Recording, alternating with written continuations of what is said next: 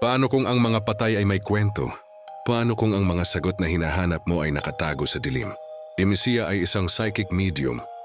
May kakayahang makita ang mga bagay na hindi kayang makita ng iba. Pero may isa siyang lihim na hindi kayang alisin. Ang brutal na pagpatay sa kanyang kapatid. Bumalik siya sa bahay kung saan nangyari ang krimen. Wala siyang kasama. Tanging ang kanyang kakayahan at ang sakit ng nawawalang kapatid. Ang bahay. Hindi lang ito pinapalayas ng mga alaala.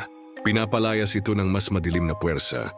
Habang si Medium ay patuloy na nag-iimbestiga, ang hangganan ng buhay at kamatayan ay nagiging malabo at ang katotohanan ay mas nakakatakot pa kaysa sa inisip niyang mangyari. Oddity ay isang pelikulang tumatakbo sa ilalim ng balat mo. Mabigat, nakakakilabot at puno ng suspense. Hindi lang ito tungkol sa paglutas ng isang krimen, tungkol ito sa pagharap sa mga bagay na hindi mo kayang takasan. Sa bahay na ito, ang mga sagot ay may kapalit.